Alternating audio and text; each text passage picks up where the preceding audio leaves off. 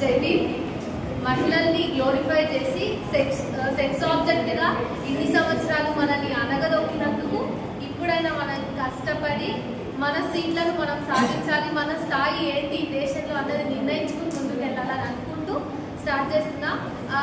సంవత్సరాలుగా మనుగు చేసినటువంటి ఆయన వేసిన దారిలో మనం నడుస్తున్నాం కదా.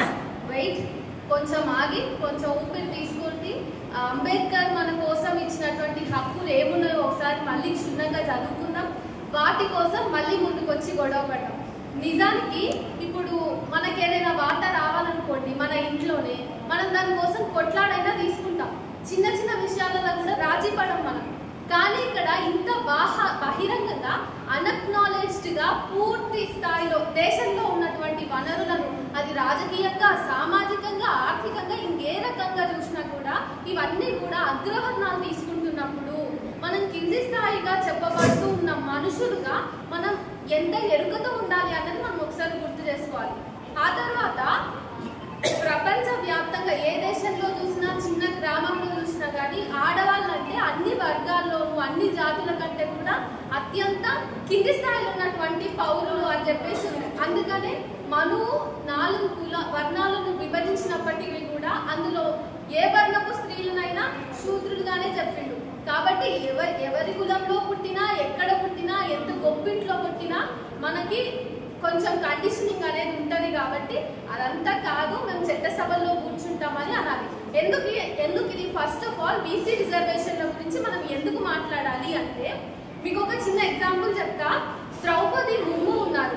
ఆమె ఇప్పుడు ప్రెసిడెంట్ ఆఫ్ ఇండియాగా ఎన్నుకోబడ్డ, అంటే అక్కడ అపాయింట్ అయిన తర్వాత మాత్రమే వాళ్ళ గ్రామానికి కరెంట్ వచ్చింది. ఇప్పుడు నీ గోస ఏంటిది, నీ బాధ ఏంటి, నీ నొప్పి ఏంటి అనేది నువ్వు చెప్పుకోకుంటే చట్టసభలో కూర్చున్నటువంటి మగవాళ్ళు ఏనాడు వాళ్ళు రేపు గురవకపోయి ఉండొచ్చు, ఏనాడు వాళ్ళు హ్యూమిలియేట్ అవ్వకపోయి ఉండొచ్చు. చట్టసభలో ఉన్నటువంటి ఓసీలు ఏనాడు కూడా మన దేశంలో ఒక ఎస్సీ పడ్డటువంటి పాటలు పడుండకపోవచ్చు, కుల వివక్షకు గురవకపోవచ్చు. ఇంత సంస్కరణ సాధించడం, ఇంత అభ్యుదయంగా ఉన్నాం మనం అని అనుకుంటున్నాం. కానీ ఇంకా ఉన్నటువంటి సామాజిక రుగ్మతలు అట్లనే ఉన్నాయి, మనం చూస్తూనే ఉన్నాం. వాటికి అక్కడ మనం చూపించాలి అంటే మన ప్రాతినిధ్యాన్ని మనమే తీసుకోవాలి. ఏదో 10% ఉన్న జనాభా, అంటే 10% ఉన్నటువంటి ఓసీ జనాభాకి సంబంధించిన ప్రతినిధులు చట్టసభలో 90% ఆక్యుపై చేస్తే మరి 90% ఉన్న మన గోసలు అక్కడ ఎవరు చెప్పాలి? ఇందుకోసమైనా మనం చెప్పాలి. అంటిల్ అన్లెస్ మనం అక్కడ చెప్పకపోతే మనకి ఎటువంటి న్యాయం కూడా కలలో కూడా కలగదు. ఆ తర్వాత అసలు మీరు చూసుకోండి, భారతదేశ రాజకీయ చరిత్రలో ఏ పార్టీ మహిళకు అధ్యక్ష పదవిని ఇచ్చింది? ఏ పార్టీ మహిళను అధ్యక్షురాలిగా నిలబడ్డది? ఎందుకు? మనకు పాలించడం రాదా, పరిపాలించడం రాదా? పాలించే తల్లులం మనం. పాలించి పెంచుతున్నాం. పరిపాలించడం మనకు ఒక లెక్క కాదు.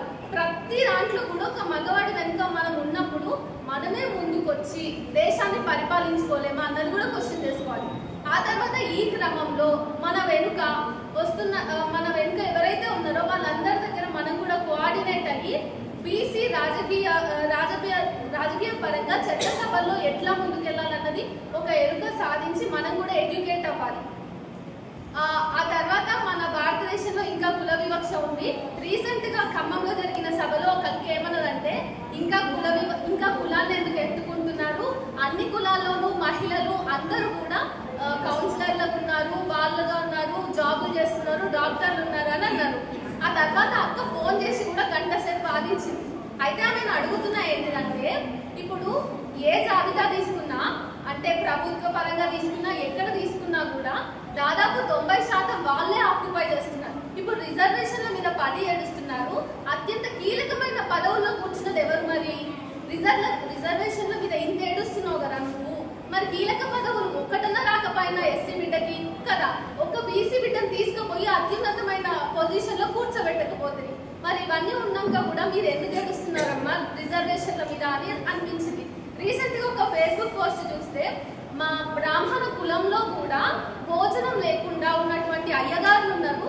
పేరుకి మేము బాపనోళ్ళం కానీ మాకేం లేదు, మాకు ఇప్పుడు పెన్షన్లు కావాలి, రిజర్వేషన్లు కావాలని అంటున్నారు. ఒక మాట, రిజర్వేషన్లు మాకు లేవు అంటున్నారు కదా, మరి కుళ్ళల్లో ఉన్న పూజార్ల రిజర్వేషన్ అంతా ఎవరికి వచ్చింది? బ్రాహ్మణ్స్కే వచ్చింది కదా.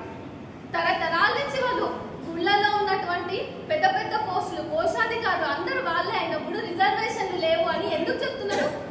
అక్నాలెడ్జ్ గా రిజర్వేషన్ ఉన్నాయేమో, కానీ అన్అక్నాలెడ్జ్ గా రిజర్వేషన్ మొత్తం కూడా కీలకమైన పదవుల్లో ఉన్నది అగ్రవర్ణాలకు మాత్రమే. అది వాళ్ళు ఎట్లా మర్చిపోతున్నారు. అయితే ఆ పోస్ట్ కి కామెంట్ గా ఒక అన్న ఏం పెట్టిందంటే, సరే స్వీపర్ పోస్టులు ఉన్నాయి, ఇట్లా మేము చేస్తున్నటువంటి పోస్టులు చాలా ఉన్నాయి, వాచ్మ్యాన్ ఉంటారా మీరు, రండి మీకు ఇస్తాము.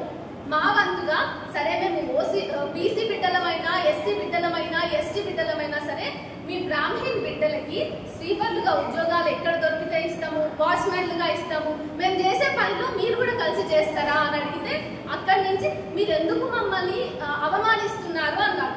అంటే తరాల నుంచి, వందల సంవత్సరాల నుంచి మేము చేసుకుంటూ వస్తున్న పనులు మీకు అవమానకరమా అడిగింది. ఇప్పుడు మాకు ఆకలి అవుతుంది, మేము ఏం పనున్నా చేస్తున్నాం, డిగ్నిటీ ఆఫ్ లేబర్ అనేది మేము చేస్తున్నప్పుడు మీరెందుకు చేస్తలేరు అంటే, ఓసీగా ఉన్న మీరు ఎమ్మెల్యేగానో ప్రధానమంత్రిగానో అక్కనే కూర్చుంటారా? ఇంకా ఎన్ని తరాలు అక్కడనే కూర్చుంటారు? 78 ఏళ్ళు మీరు కూర్చున్నారు. ఇప్పుడైనా మేము ప్రశ్నించి ముందరికి రావాలనుకుంటున్నాం. ఈ నేపథ్యంలో ప్రతి ఒక్క మహిళ కూడా కొంచెం ఇల్లు దాటి బయట ఏం జరుగుతుంది రాజకీయంగా అన్నది ఎడ్యుకేట్ అయ్యి, ఇప్పుడు సరే ఎట్లన్నా చేసి మనం రిజర్వేషన్ ని సాధిస్తాము, బీసీ రిజర్వేషన్ ని. కాబట్టి వాళ్ళు రిజర్వేషన్ ఇచ్చినాక అక్కడ పోయి పోటీ చేసి గెలవగలేంత క్యాలిబర్ మనకు ఉండాలి. ఇప్పుడు మనం అందరం కూర్చుని దానికోసం కష్టపడదాం. మీ వెనక ఉండే సేనను మీరే తయారు చేసుకోండి. Thank you so much.